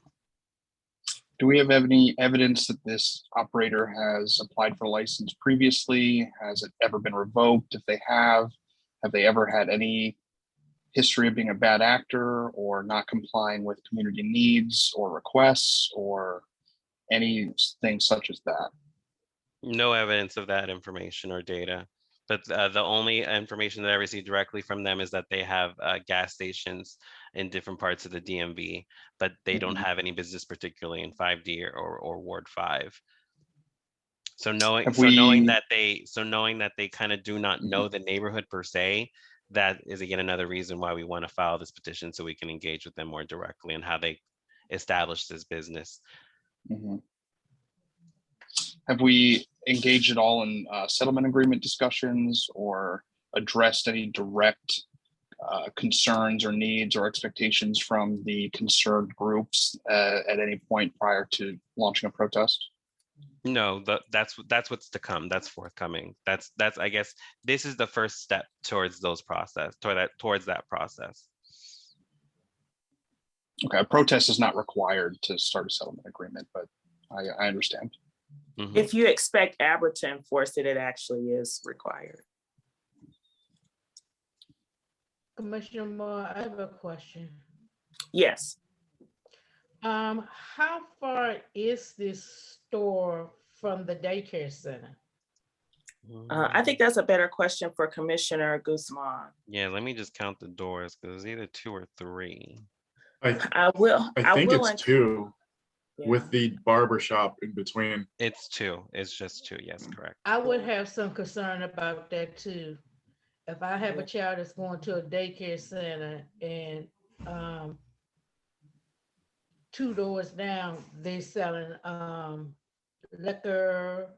Hmm. I would have some concern about that too. Just like what's pretty much happening over there at Baby Einstein #2. We all know it's hard for them to retain business just because of the location and proximity to a liquor store. Whether it's not fancy or not, it's the substance that's being sold there that is affecting people. Yes, and it's going to attract loitering and everything else. So as a parent, if I had a child to go to that daycare center, yes, I would have some concern about that. For me, I don't have a question. I just have a comment. For me, I would agree in your protest, Commissioner Salvador, just because we don't need another spirit and libation dealer in the area. I mean, we have enough liquor stores and convenience stores that sell liquor or beer or what have you, or lottery or whatever your vice is. We have enough of that in this area. This is the reason why we're going through so many of the instances that we are currently facing right now. Yes.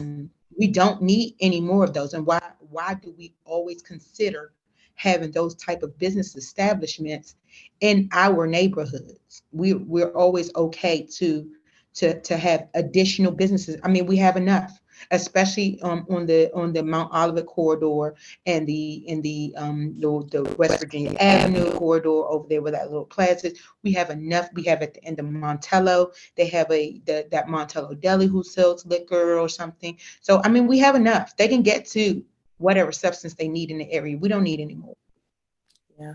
So I think I'll add a few things here. One is that a protest is actually the appropriate process that you follow to either request that a license not be granted, be revoked, be changed or downgraded in some way, or that stipulations be placed on the license, either via the ABC board themselves or by coming to a settlement agreement either with the commission, or it sounds like there's also a party of 5 protests pending as well.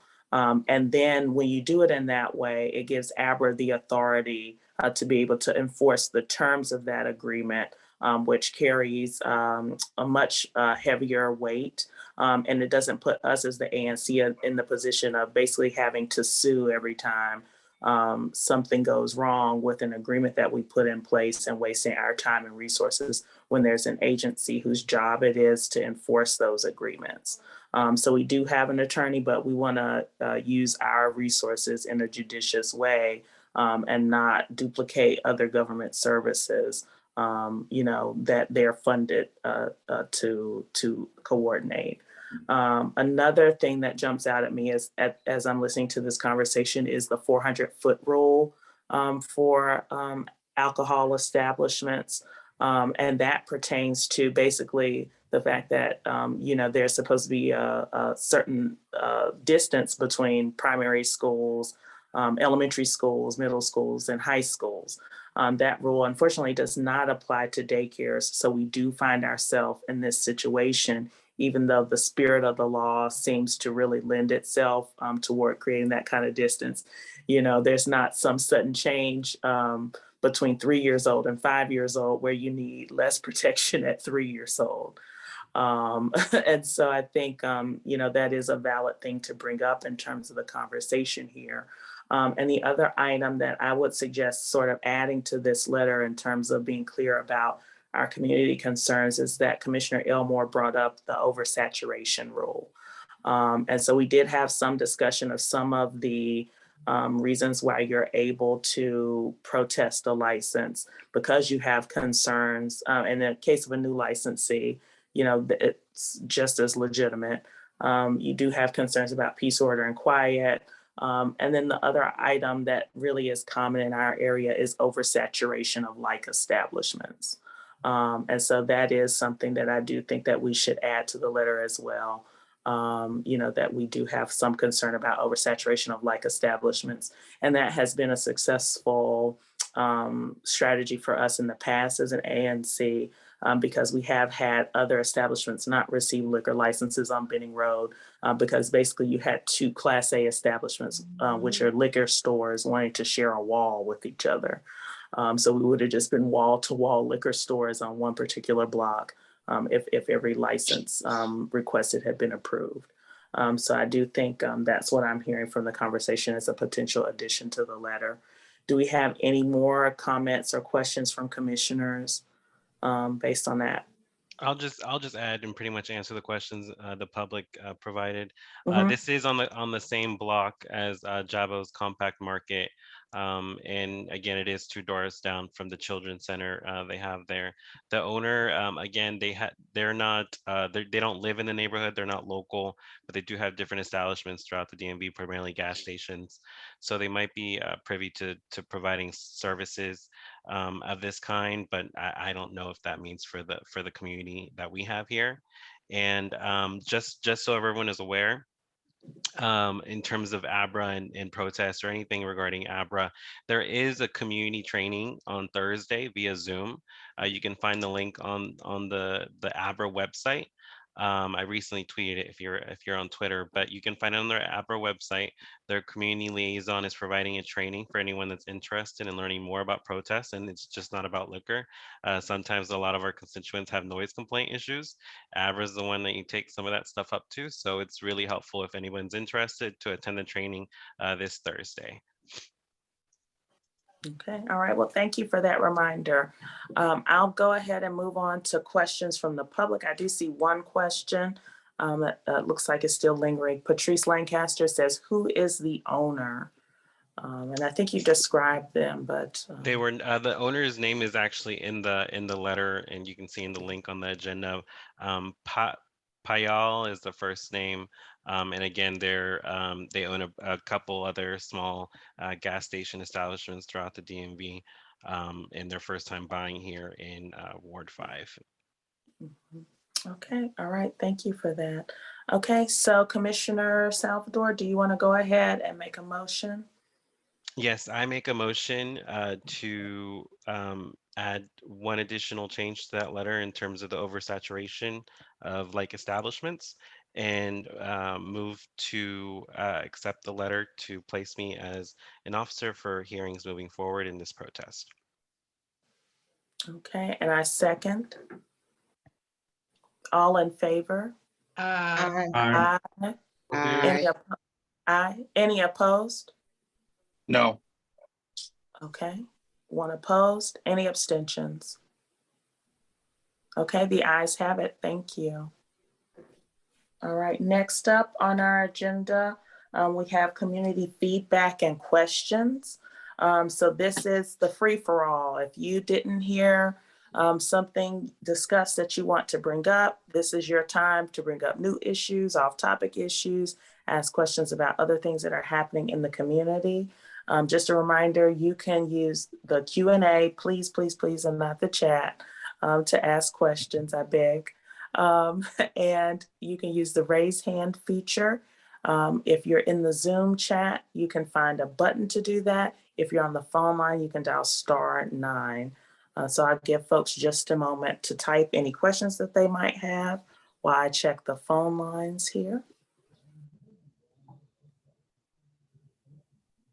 Okay, I don't see anyone with questions or comments on the phone line.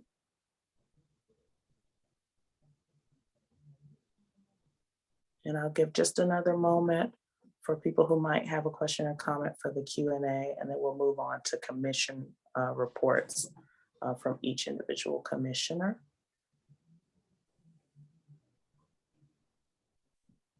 Okay, I'm not seeing anything, so let's keep it moving. 5D01, you are up. Oh, I spoke too soon. Let me give this person an opportunity here with their question.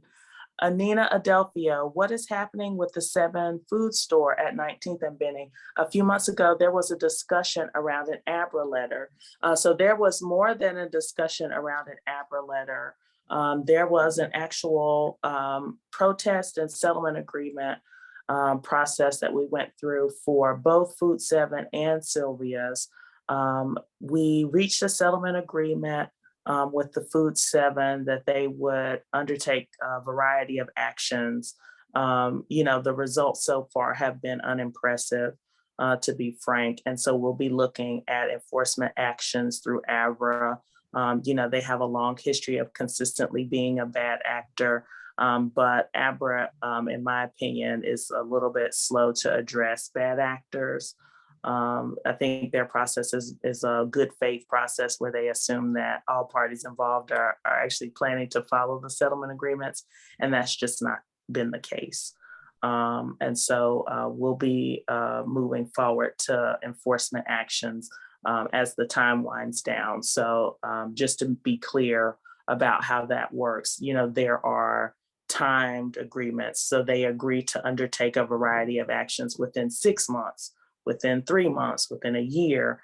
And if they don't complete those actions, then they are either fined by ABRA, or if they accumulate enough fines, which rarely ever happens with ABRA, unless it's a high profile case, then steps are taken to actually remove the license. So that's the update there. Desiree Williams, any updates on when they will install residential only parking signs? So no, you all already have residential permit parking on the 1000 block of 18th Street. And the feedback we've gotten is that, that you can't upgrade to residential only parking at this time, because the residential permit parking time period has not, you have to have residential permit parking for a specific amount of time before you can request that upgrade. Unimpressive indeed, I agree. Thank you, Nina Adelphio, it's very true. Commissioner, the waiting period between resident permit parking and resident only is 1 year. Yes, exactly. And that was something that was recently approved for that block. So it hasn't been a year yet, but thank you for the clarification. Okay, let's go to 5D01.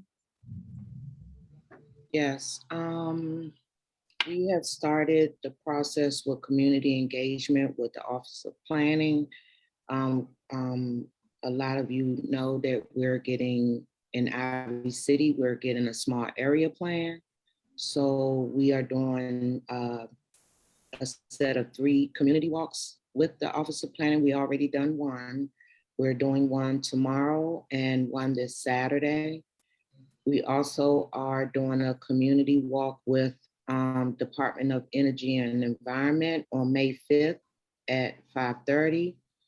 They will give us some handheld air monitors, and we're going to walk around and measure the pollution that's in the air. And also we're going to test the air at the only chemical plant that's in the district, which is in Ivy City, located in Ivy City. Also, if you live anywhere near the chemical plant or have came by the chemical plant and have smelled the odors coming out of there, please go to 311 online, because you can only do it online, and complain about the odor. The only way they will continue to investigate this establishment is if we have complaints and they're being investigated, which they are, but we need more community complaints. Also, we are planning to start with the Carmel school planning very soon. And like I keep saying, it's about to work out. We do have the full 2 acres now instead of half the site, which we thought we had. So that's in the works, and that's it. All right, well, thank you for that. 5D02. So as a lot of you are aware already from conversations today's meeting, we had a severe amount of overdoses out here on our end of Mount Olivet in northern Trinidad. And we're working with DBH and HIPS. Well, I say we, it's really me, but we're going to be working with DBH and HIPS on doing some on-the-site Narcan training. So we'll be doing it at the boxing gym right there on Mount Olivet and Montello. Mr. Salim, the owner, has opened up his space to provide these kind of services, such as workshops where we can train people, and especially train them in locations where we see a lot of this action going down. So if you are comfortable being outside, and if you're comfortable in actually getting a little more involved in the community, please come out. Once we'll have that date soon, people flyer out in the future. At the same time, just a reminder, we're doing our Earth Day cleanup along with the rest of the city on Saturday, April 23rd. I have a registration link for anyone that's interested. We're on our end here in 5D02, we're going to be dividing into teams based on colors and cleaning up specific blocks. So we'll be starting at the rec center here in Trinidad, Trinidad Rec, and then dispersing from there on that Saturday. So if you're interested, please sign up. It would be really great to see a lot of people attend. And then just another reminder, from previous conversations, myself and Commissioner Rhodes are collaborating to restart the Mount Olivet Civic Association. There is an interest form link up, and there's some members of the community that have showed interest in helping, because it's not easy starting a civic association. So I always give a lot of respect to those that do. I know Miss Juanita Diggs, I think she's still on the call, but shout out to her also holding it down over there on her end. But yeah, for anyone that's interested, just getting a little bit more involved in the community, we are stronger in numbers, so we would really appreciate a lot of y'all just showing interest in coming out to the future meetings that we'll be having there. I'll drop my website just because it has like all those forms consolidated in there in the chat. And if you ever need to reach me again, Commissioner Salvador, you can reach me by email or by phone, and you can find that also on the website. Thanks. Okay, 5D03. Good evening. Just 2 updates. First one is I'm working with Mr. Baker at DDOT because we've had, through our traffic assessment, safety assessments, we've had some denials on speed bumps in my single member district, but we are in the works with talking to the analyst there that we can just put stop signs in various locations in places that were denied speed humps. So I'm not leaving this alone, that it will just, we aren't giving anything as traffic safety assessments. So we are working, we're in the works, and that we're having conversations. So I will keep you guys posted. I don't have any updates today, but that is in the works. The second thing is, I don't know if Nokomis Hunter is still on the call, but thank you. He has now put me in touch with a point of contact at the deputy mayor's office, and we're working on the 2 green spaces transitions at 19th and L and at 21st and M. So look out for that. It'll be forthcoming, that information. But I just got in touch with a great point of contact who have been effectively communicating as of last Thursday. So she's going to talk to her department heads, but she has been the first time effectively communicating in reference to these green spaces with the numerous of people that I've set out to speak with. I am getting some positive feedback from her. So hopefully by our meeting on May 10th, I should have an update on where we are on our green spaces. And that's it. Okay, 5D04. Good evening, everyone. I'm Commissioner Bernice Blacknell, 5D04. I just want to give an update dealing with Spingarn. I went to Spingarn, went actually inside of Spingarn. Spingarn is a mess. It is a total mess. It's been vandalized again very badly. I send an email out and also pictures. On April the 2nd, I went back to Spingarn. The door that was left wide open is sealed tight. The windows on the first floor are boarded up. The windows on the 3rd and I think on the 4th floor, they are still up. But as of now, the building is secured. I would like everybody to mark this date on their calendar on May the 21st at 11 o'clock. There will be a rally at Spingarn hosted by Spingarn Original Alumni, Stand for Spingarn, and I myself. And I would like for the ANC commissioners and everybody that really cares about Spingarn, I would like for them to please show up for this rally. Again, it's on May the 21st. It'll be starting at 11 o'clock. And also, I still have an issue with speed humps too. I have 2 areas. I sent another request in on Sunday, and the tickets were denied and said that the speed humps were put down. The speed hump signs are up, but the speed hump is not put down. So I don't know what's going on at DDOT, but I'm gonna follow it up because one of the speed hump signs is right outside my door. There's no speed hump down there. The signs is up, and also in Langston, again, the sign is up. There's no speed hump. I walk that area every single morning going to work from October the 21st, 2021 up until this very date. Speed humps are still not down. The signs are up. Okay, all right, well, thank you for that. And I'm 5D05. I did see we still have the Q&A going, even though we're off of community feedback at this point, you guys.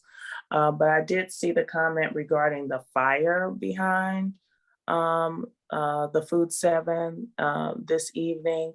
So we'll definitely be looking at adding that as part of the evidence to support the enforcement actions that we're working with the city to take. That definitely is helpful. If you have any, Ring video footage from your house or cell phone footage or anything of that from what happened this evening, if you'll send that to me at 5d05@anc.dc.gov, and we'll definitely make APRA aware of that. I know this is the second time we've had a fire associated with the customers there, basically doing drugs in the alley and leaving pipes to burn up fences and debris. And so that was part of the case when we originally submitted our protest to APRA, that is an ongoing safety concern because of the drug activity surrounding those stores on Benning Road. And so that is unfortunate, and I'll follow up to make sure that no one was injured during tonight's fire once we get off of the meeting. We do have community cleanup season coming up. So I know you heard Commissioner Salvador mention he has a cleanup coming up on the 23rd. There will be cleanup information listed in the coming newsletter next week. So you'll be able to, find out when those dates are. But just on another note, I did see in the Q&A about how do you organize a community cleanup? You just organize one. I mean, if you want, you don't have to wait on us to clean up in front of your house, and actually by law, you're required to clean up to 18 inches into the street in front of your own home. And so I do think that that's a good reminder for people that is something that is the obligation of property owners in the district. And there's absolutely nothing wrong with you as an adult person walking around to your neighbors and saying, hey, there's a lot of trash out here. If I bring some trash bags on Saturday morning, will you come help me clean up? I think that that's a great way to be a good neighbor.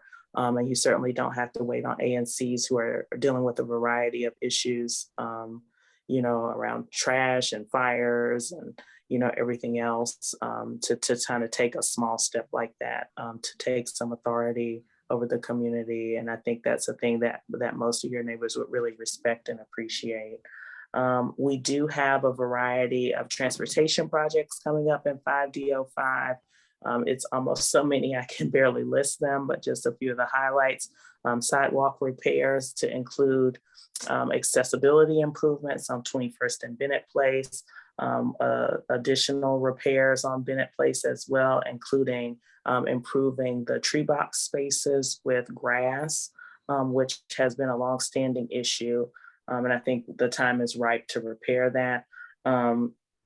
Then we've also had some illegal construction issues. We do have stop work orders for those two major eyesore properties that we have in the 5D05 district, which is 826 20th Street Northeast and 1835 H Street Northeast. Both are currently under stop work orders. One is now listed as a blighted property, and we're going to be asking the city to take steps to actually condemn the property and either tear it down or force the property owner to do so. So we'll be making progress, continuing to make progress on those issues as well. So thank you for those questions I saw. Let's move on to 5D06. Yeah, not a ton on my end. Definitely still pushing for the Warren and Neal MPD camera. Obviously, we talked about that tonight, but I've been speaking with the new commander who seems cautiously optimistic that's going to happen in the next couple weeks. Also talking with Montello in Florida, that intersection, dealing with some of the issues going on over there with MPD and DDOT actually just having, trucks on the sidewalk is not productive use of our public spaces apparently, and that needs to stop. But just to hit on what Commissioner Saucedo Guzman and Commissioner Rhodes have spoken about tonight, the overdoses are really tragic. And as we all know, well, maybe we don't all know, but if you're choosing to partake in any kind of substance, it is incredibly important right now with everything that's been going on over the last several years to test and to be as safe as physically possible. And the district's taken a lot of steps to do that, but request the testing strips, get the Narcan. I've used Narcan on people far too many times, but had I not had it on me or available, that would have been a much worse situation for a lot of people, unfortunately. And it's really critically important that we are utilizing a resource that's being offered to us as a community, especially with the neighborhood that has clear, drug abuse issues, and we don't want to see anyone die needlessly, especially if we can do something to stop it. No matter who you are, what you do, no matter what, having Narcan on you and test strips with you is going to save some lives. So definitely, I encourage everybody to participate in that program. Okay, thank you for that. And 5D07, last but not least. Thank you, Commissioner. Just two things. first, the Bladensburg Road multimodal safety study has begun. We had our first meeting last week or the week before, but there's still time for public comment. I put a link to the website in the chat. You can find it there. And you can even take a little pin and put it on the map and write a comment about what you want. And there's a comment section and a lot of input already. So if you haven't, add it now. Second, for those who live on Penn Street, Trinidad Avenue, or Owen Place, if you're familiar with the Pepco substation in that alley right there in the triangle lot, that is being demolished next month. It's been there for, I think, 50 years now. But I got a call from the Pepco team that they are demolishing it and then transferring it to their real estate people. So the whole process will take about a month. So hopefully 2 months from now, it'll just be a green triangle patch of land. I don't know what Pepco is going to do with the property after that.